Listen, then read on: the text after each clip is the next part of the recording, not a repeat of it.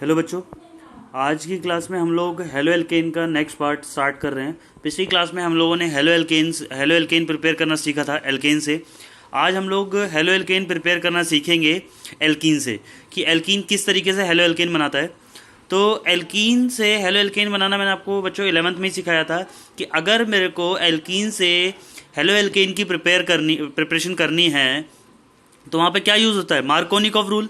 और Markovnikov rule क्या कहता है? मार्कोनिकॉफ रूल ये कहता है कि electrophile will attack at that carbon which has more hydrogen. मतलब इलेक्ट्रोफाइल उस कार्बन पे अटैक करेगा जहाँ पर आपका मोर हाइड्रोजन होंगे। तो बच्चों यहाँ पर देखो, अब हम लोग एल्कीन की प्रिपरेशन पढ़ रहे हैं, तो यहाँ पे एल्कीन की प्रिपरेशन पढ़ रहे हैं। एल्कीन से मतलब यहाँ पर हम एल्कीन से एल्काइल हैलाइड बनाना सीख रहे हैं। तो एल्कीन से एल्काइल हैलाइड किस तरीके से बनाएंगे वो देखते हैं। तो यहाँ पे होगा क्या कि जैसे यहाँ पे आपके पास कोई अल्कीन है, अब अल्कीन की रिएक्शन HX से कराएंगे तो क्या होता है, यहाँ पे H जो है वो पॉजिटिव है और X जो है वो नेगेटिव है। तो H आपका इलेक्ट्रोफाइल हो गया, इलेक्ट्रोपॉजिटिव है, और यहाँ पे आपका X क्या हो गया, इलेक्ट्रोनेगेटिव हो गया। तो दिस इज न्यूक्लियोफाइल। तो जो आपका इलेक्ट्रोफाइल है वो कहाँ पे अटैक करेगा, जहाँ मोर नंबर ऑफ हाइड्रोजन है, और जहाँ आपका न्यूक्लियोफाइल कहाँ अटैक करेगा, जहाँ पे लेस नंबर ऑफ हाइड्रोजन है। तो यहाँ पे इस तरीके का प्रोडक्ट बनेगा। आपका H कहाँ पे अटैक करेगा, जहाँ मोर हाइड्रोजन है, और आपका X कहाँ पे अटैक करेगा, जहाँ पे लेस हाइड्रोजन है। तो इस तरीके के प्रोडक्ट यहाँ पे फॉर्म होंगे, और ये जो प्रिपरेशन होगी इसे मार्कोनिकॉफ रूल बोला जाता है। आई बात समझ में? नेक्स्ट में मैंने इसी का एक एग्जाम्पल लिया यहाँ पे।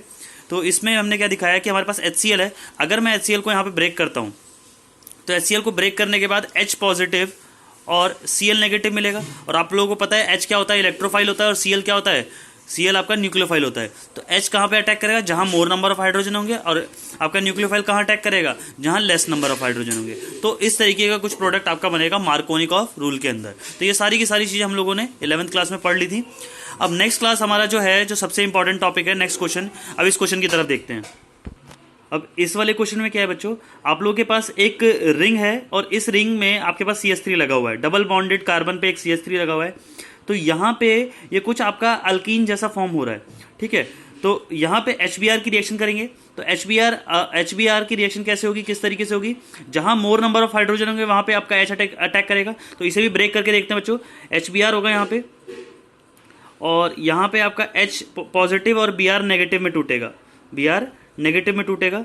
तो जो Br है वो कहाँ अटैक करेगा, जहाँ लेस नंबर ऑफ हाइड्रोजन होंगे। तो लेस नंबर ऑफ हाइड्रोजन कहाँ पर है, यहाँ पर। तो यहाँ पे Br अटैक करेगा, और H कहाँ पे अटैक करेगा, आपका H आपका यहाँ पे अटैक करेगा। तो इस पोजीशन पे आपका हाइड्रोजन अटैक करेगा, और इस पोजीशन पे आपका Br अटैक करेगा। तो मेरे हिसाब से आप लोगों को चीज़ें समझ में आ रही होंगी। तो देखो इस तरीके का प्रोडक्ट आपका कुछ बच्चों फॉर्म होगा। यहाँ हाइड्रोजन अटैक करेगा, क्यों?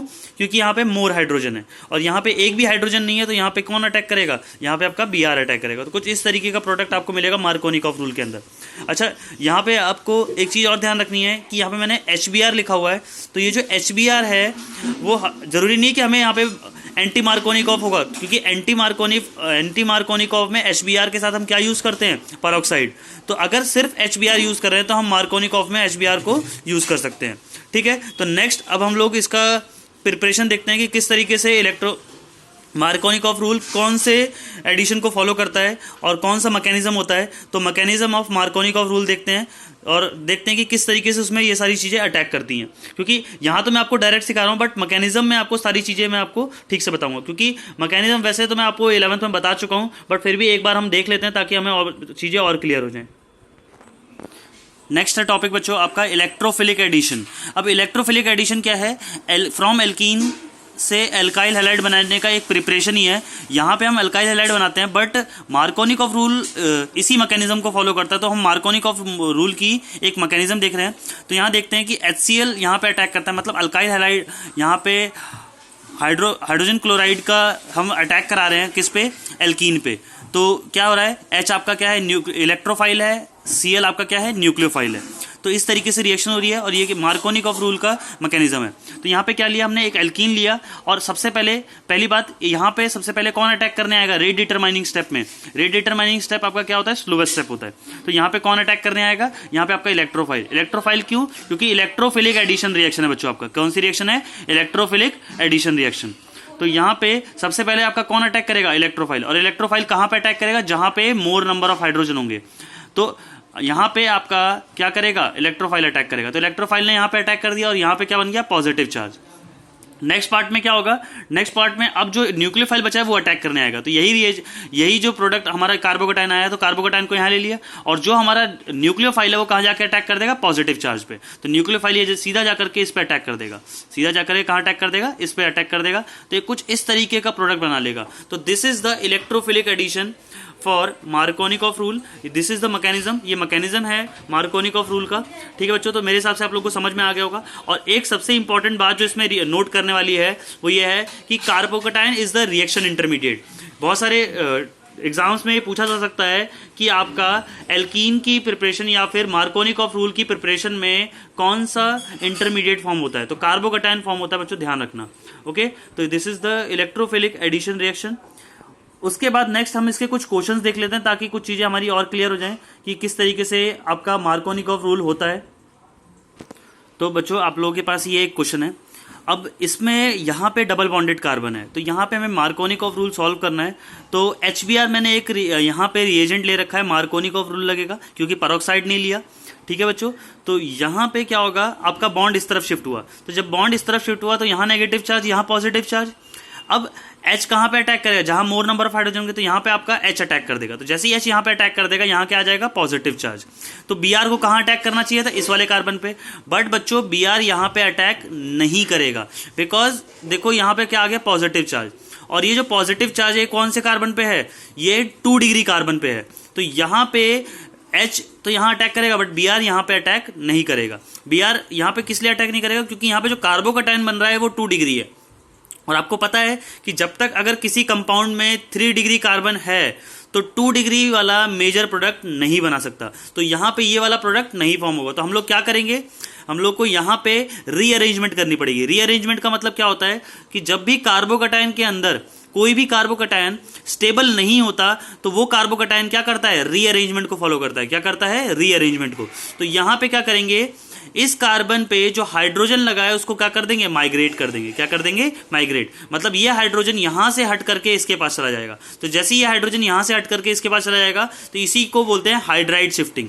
हाइड्राइड शिफ्टिंग मतलब H नेगेटिव यहां से हट जाएगा और यहां चला जाएगा, तो इस कार्बन पे भी क्या आ जाएगा, पॉजिटिव चार्ज। तो this is the hydride shifting, और कुछ इस तरीके का प्रोडक्ट बन जाएगा। अब ये कार्बोकेटाइन आपका क्या बन गया, 3 डिग्री।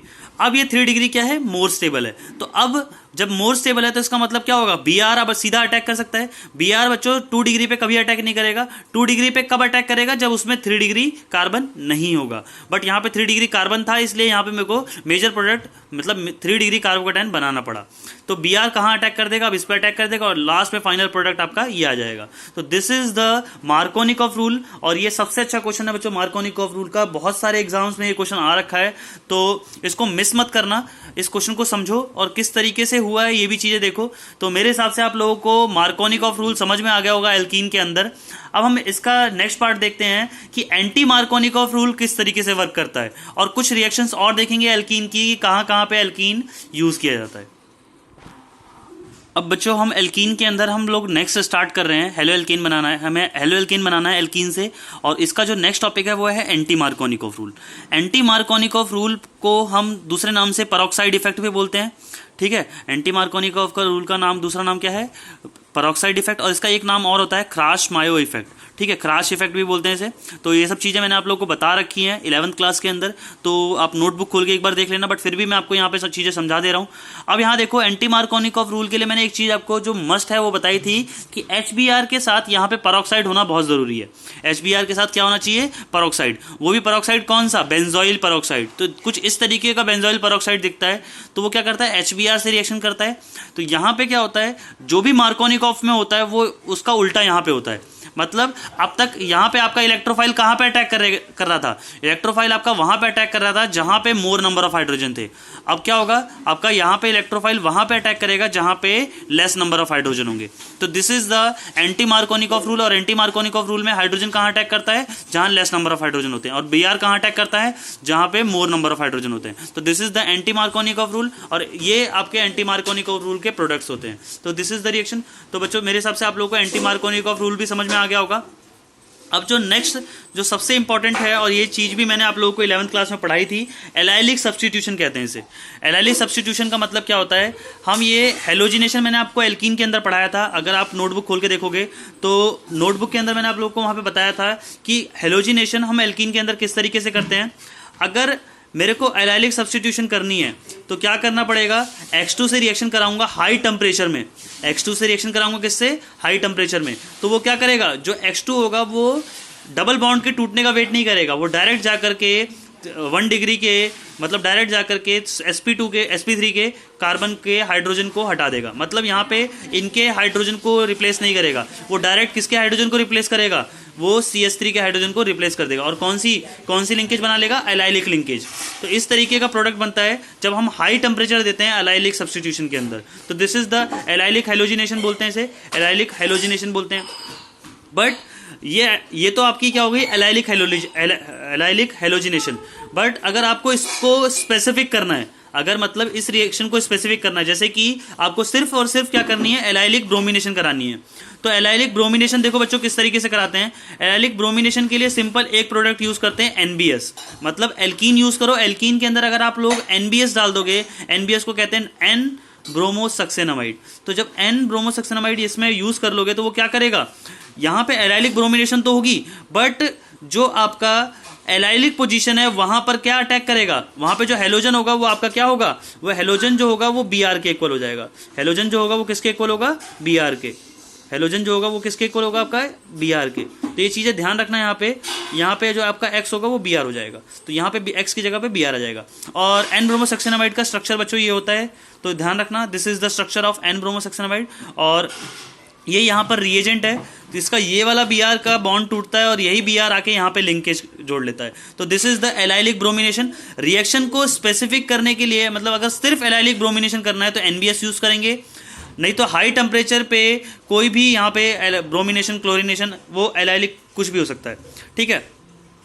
अब क्लोरीनेशन के लिए भी यहाँ पे मैंने स्पेसिफिक रिएक्शन दिखा रखी है बच्चों कि क्लोरीनेशन किस तरीके से स्पेसिफिक किया जा सकता है। तो देखो बच्चों, यहाँ पे आपके पास एल्कीन है। अब एल्कीन से हम लोगों को क्लोरीनेशन स्पेसिफिक कराना है। अब क्लोरीनेशन यहाँ पे स्पेसिफिक किस तरीके से होगा, SO2Cl2 यूज़ करते हैं।